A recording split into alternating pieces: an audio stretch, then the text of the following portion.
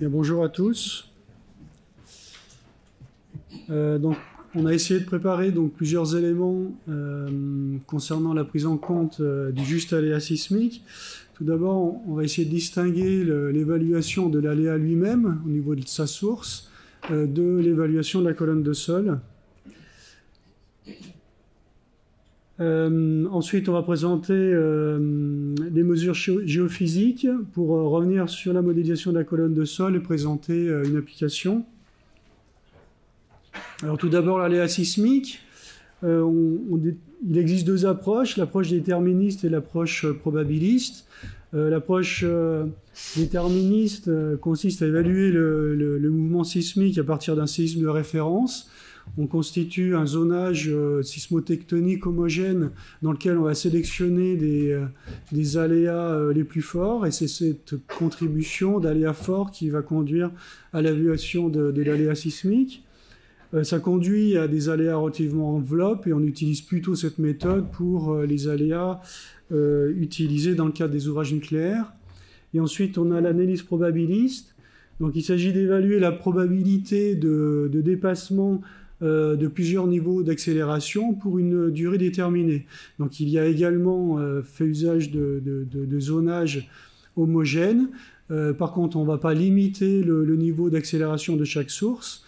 Et un des points importants par rapport à l'analyse déterministe, c'est qu'on va lui associer une période de retour. Et ensuite, c'est une analyse probabiliste qui va conduire à l'aléa sismique.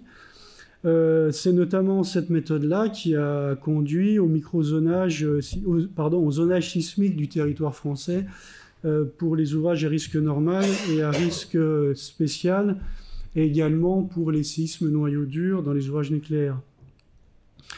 Alors tout d'abord, concernant l'analyse probabiliste, donc c'est une étude préalable des différentes sources sismiques, à la fois en termes d'accélération, d'énergie. On vient donc les localiser et on vient étudier les différents mécanismes de rupture.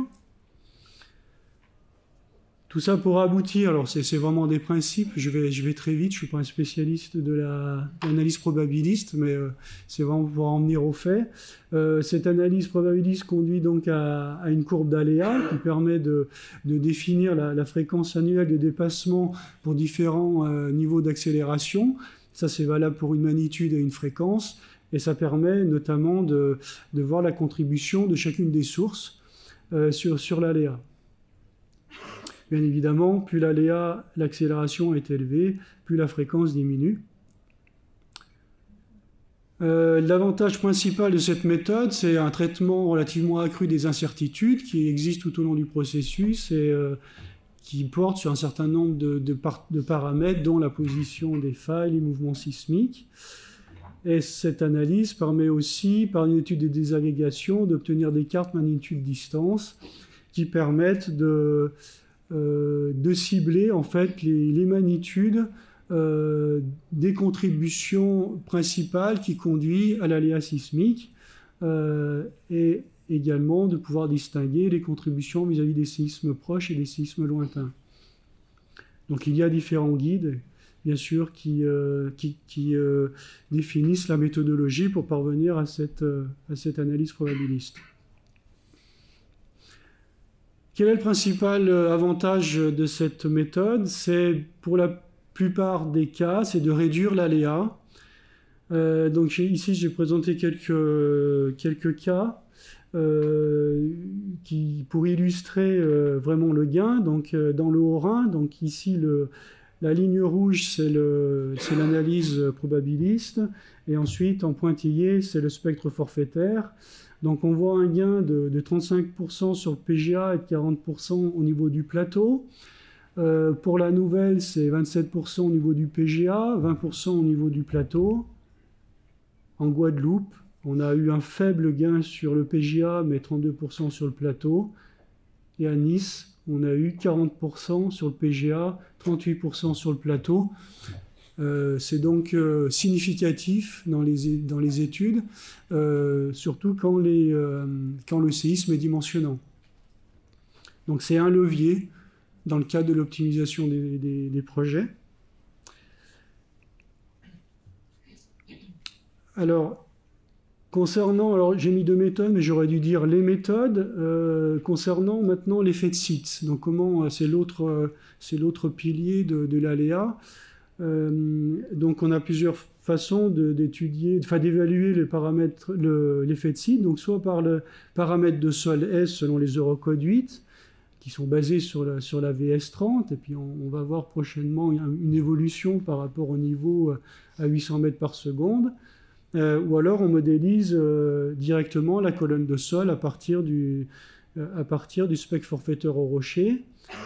Ça, c'était donc pour les méthodes forfaitaires et déterministes. Pour l'approche probabiliste, donc soit on prend en compte directement l'effet de site à partir d'une loi d'atténuation.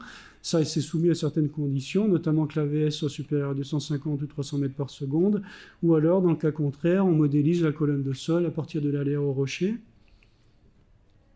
Ça, c'est juste une figure qui permet de voir les différents cas de détermination du PSHA, donc soit en surface, soit en profondeur, et un peu les ingrédients dont on a besoin pour évaluer la colonne de sol, bien évidemment les caractéristiques mécaniques de chacune des couches, poids volumique, module de cisaillement, coefficient de Poisson.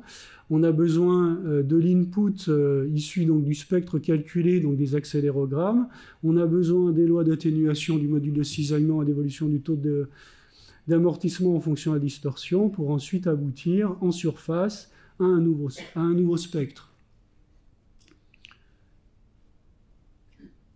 Donc, il est important, quand on fait l'étude d'analyse de site, d'avoir un modèle géomécanique qui soit précis, notamment une lithologie précise, avec une caractérisation précise de chacune des couches, un profil des ondes de cisaillement suffisamment profond et également, je dirais, suffisamment fin et qui permettent justement d'avoir les VS de chacune des couches de façon assez précise et pas simplement une moyenne sur une certaine hauteur. Et bien sûr, un choix des lois de comportement du sol.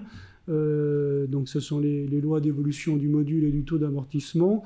On a des données biblio, on a des bases de données, mais on a aussi des essais en laboratoire quand on peut les faire et quand on a des prélèvements ad hoc. Il y a plusieurs méthodes pour obtenir les caractéristiques mécaniques, donc les méthodes dites intrusives comme les sondages, je dirais usuels, des essais Crossall ou Danol qui nécessitent des sondages, et aussi des méthodes géophysiques. Je ne m'étends pas sur le sujet, mon collègue va vous les présenter. Des essais en laboratoire, les essais en laboratoire, donc, qui sont les essais triaxiocycliques ou les essais à la colonne résonante pour reconstituer les lois de dégradation. Et enfin, je dirais un contrôle, une expertise sur les modules, le Gmax. Il faut croiser plusieurs méthodes pour aboutir au bon module.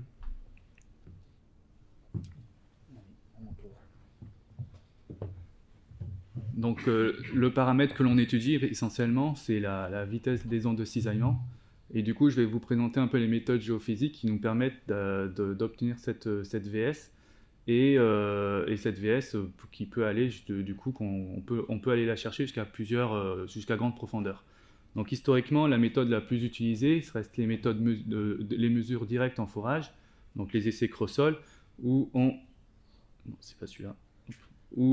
réalise dans un forage, on émet des ondes sismiques qui vont se propager et être reçues dans les forages voisins. On va ainsi identifier une arrivée d'onde P, une arrivée d'onde S, et connaissant la distance entre les forages, on remonte à une vitesse. On réalise la mesure sur toute la colonne du forage pour avoir le log de vitesse. Alors la difficulté ici, c'est de bien distinguer les deux types d'ondes. Je ne vais pas m'étaler sur le sujet. Et puis la limitation de cette méthode, c'est que 1, il faut réaliser 3 forages, et 2, on est limité à la profondeur du forage. Alors pour éviter de réaliser 3 forages, il existe d'autres méthodes qui reposent sur un seul forage, donc c'est les essais Donol et Huppol, où là on va réaliser une source en surface et mesurer en profondeur, donc c'est pour le Donol, et inversement pour le Huppol. C'est tout ce qu'on appelle les méthodes de type carottage sismique. Alors pour éviter de réaliser des forages, on s'est intéressé aussi aux méthodes indirectes réalisées depuis la surface, où là, c'est la méthode type MSW, on s'est rendu compte que lorsqu'on réalise un profil sismique, je vais aller un peu trop loin, en surface, on a la majorité de l'énergie qui va se développer sous des ondes de surface. Ces ondes de surface, elles vont se développer en surface et elles vont avoir une amplitude qui va décroître avec la profondeur. On va distinguer deux types d'ondes, les ondes de Love qui vont avoir un mouvement en cisaillement par rapport au sens de propagation, et puis les ondes de Rayleigh qui vont avoir un mouvement ellipsoïdal. Donc c'est 70% de l'énergie qui se développe sous ce type d'ondes. Donc on va essayer de les exploiter. Et pour les exploiter, on va s'intéresser à deux principales caractéristiques. La première, c'est que leur profondeur de pénétration va dépendre de la longueur d'onde de l'onde, et qui est égale à V sur F. Et donc du coup, on va avoir les petites longueurs d'onde, donc les hautes fréquences, qui vont se propager plutôt en surface, dans les terrains superficiels, et vont caractériser du coup les vitesses des terrains superficiels. Et les grandes longueurs d'onde, les basses fréquences, vont pénétrer davantage dans le sol et ainsi avoir des vitesses différentes. Donc c'est ce qu'on appelle la dispersion, donc une vitesse qui va finalement dépendre de la fréquence. Donc on va récupérer cette courbe de dispersion, et c'est cette courbe de dispersion qu'on exploite. Et cette courbe de dispersion, c'est la deuxième propriété intéressante, c'est qu'elle est très dépendante de la VS. Et du coup, on va aller chercher, on va passer de la vitesse des ondes de surface à la vitesse de cisaillement par un processus d'inversion qui va consister à aller chercher un modèle de VS qui explique ces fameuses courbes de dispersion. Donc on obtient des modèles de VS en fonction de la profondeur. Donc à partir d'un seul profil, d'un seul tir, on va obtenir un VS 1D, enfin un profil 1D. Alors ces méthodes de surface, elles restent quand même limitées en termes de profondeur d'investigation. On est limité à 20-30 mètres. Pourquoi? Parce que quand on émet une source à la masse, par exemple, on va pas avoir tout le contenu fréquentiel, et il va nous manquer ces fameuses basses fréquences qui vont nous permettre de descendre plus profond. Ces basses fréquences, on va aller les chercher par l'exploitation du bruit ambiant sismique. Et pourquoi le bruit ambiant sismique? Donc déjà, qu'est-ce que c'est? C'est tout le bruit que fait la Terre, les océans, l'homme, l'activité de l'homme. Et c'est dans ce bruit ambiant sismique, on va retrouver essentiellement des ondes de surface, puisque ça correspond, ce sont les ondes les plus énergétiques, et elles vont avoir un caractère très basse fréquence. Donc du coup, en utilisant, il y a tout un tas de méthodes qui se sont développées sur l'enregistrement de ce bruit de fond sismique, où on va réaliser par exemple les méthodes en réseau, donc c'est Ambient Vibration Array, où on va utiliser une dizaine de capteurs, soit une composante si on veut travailler seulement en ondes de Rayleigh, soit 3 composantes si on veut travailler en ondes de Rayleigh et en ondes de Love, et on va réaliser des réseaux. Donc ici je présente un cercle constitué de 8 capteurs, et ce cercle va nous permettre de mesurer, d'obtenir la courbe de dispersion des ondes de surface selon une certaine gamme de fréquences. Et on va répéter cette acquisition en forme de cercle avec des cercles de plus en plus grands, où, qui dit des cercles de plus en plus grands, on pourra enregistrer des longueurs d'onde de plus en plus grandes et obtenir la courbe de dispersion sur des plus basses fréquences. Et ainsi, on complète toute la courbe de dispersion qu'on inverse de la même manière que précédemment pour obtenir un log 1D de VS jusqu'à grande profondeur. Donc ici, je présente une étude qu'on a obtenue avec en contact avec le substratum à 150-160 mètres de profondeur. Une autre méthode qui repose sur l'exploitation de ce bruit ambiant sismique, la méthode H sur V, où là on ne va pas exploiter la dispersion des ondes de surface, on va regarder le spectre du bruit sismique. Donc on va le réaliser avec un capteur 3 composantes, et on va réaliser le ratio de spectre entre les composantes horizontales et la composante verticale. Ce ratio de spectre va avoir un pic fréquentiel, et ce pic fréquentiel, on a montré qu'il était très proche de la fréquence de résonance de la colonne de sol, F0, qui est égal à une VS moyen de la colonne, divisé par 4H, avec H l'épaisseur.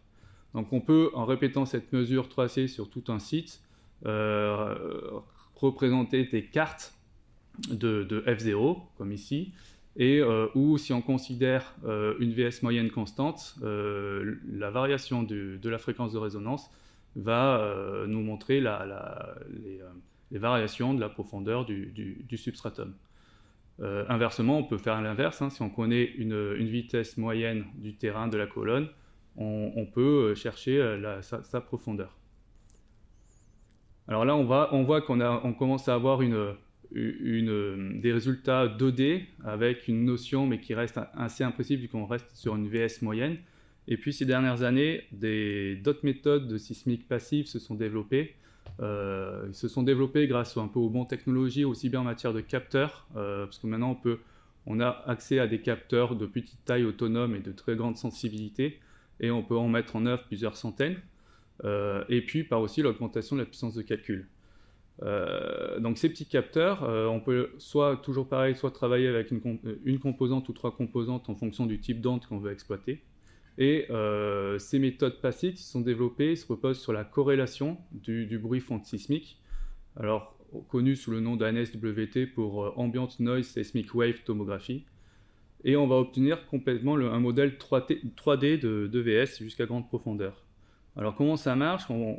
Rapidement, on peut imaginer 2 capteurs et puis imaginer qu'on a un train qui émet du bruit sur la gauche.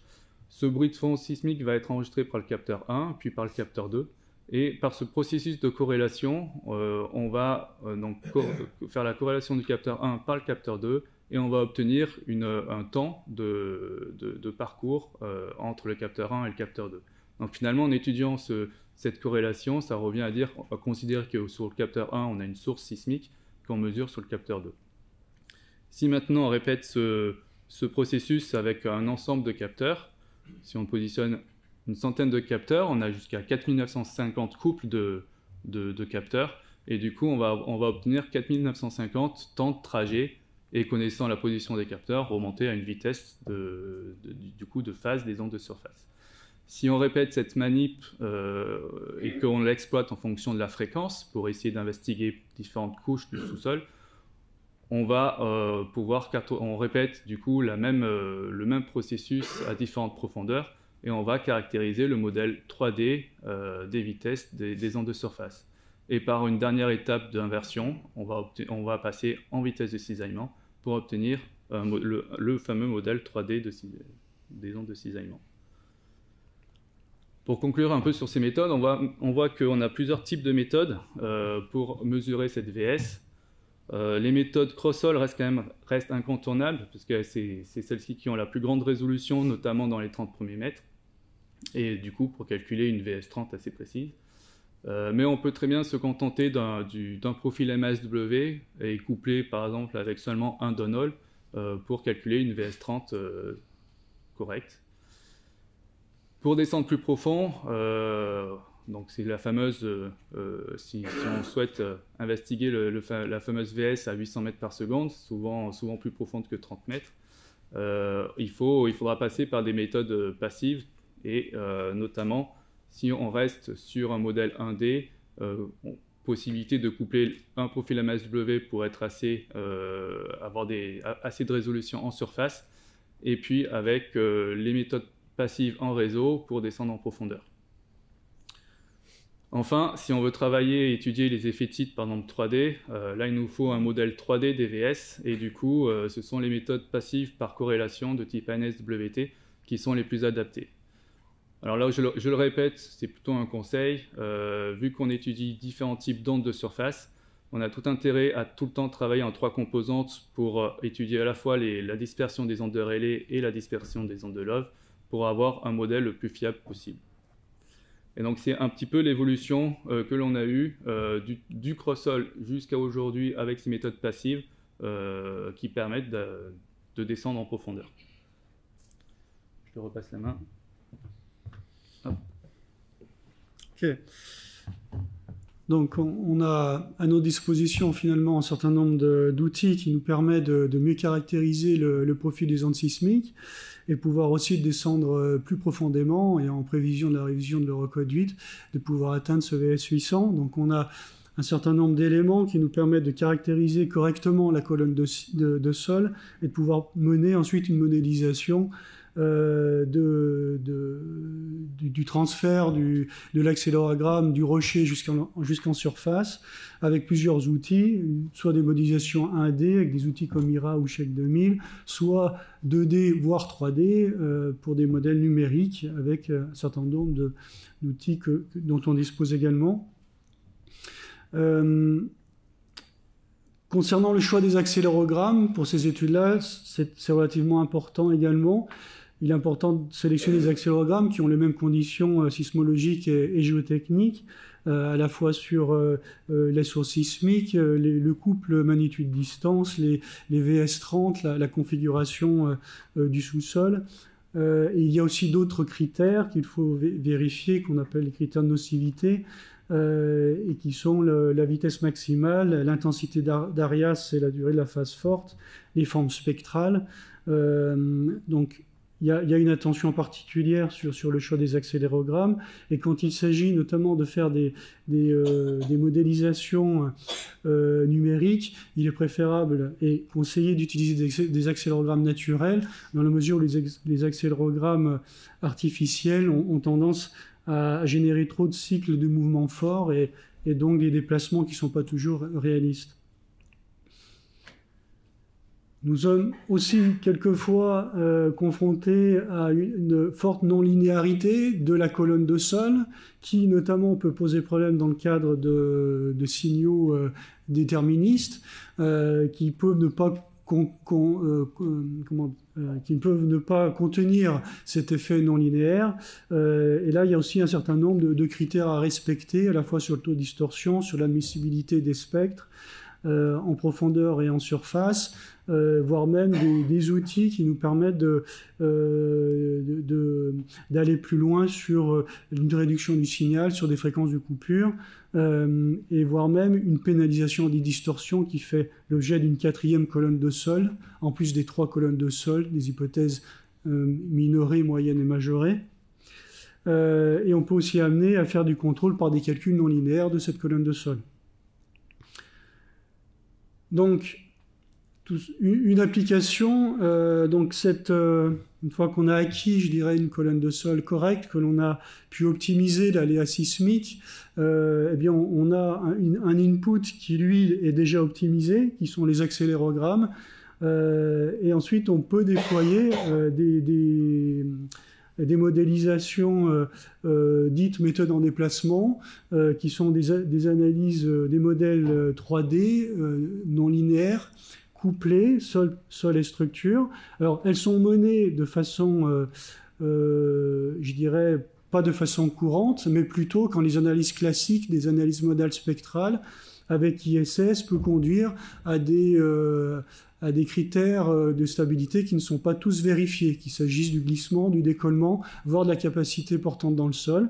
Donc la méthode face à ça, c'est eh bien de renforcer le sol, par exemple, lorsqu'on a des problèmes de capacité portante. C'était le cas ici, dans ce cadre de ce projet, on ne respectait pas le coefficient requis vis-à-vis de la capacité portante.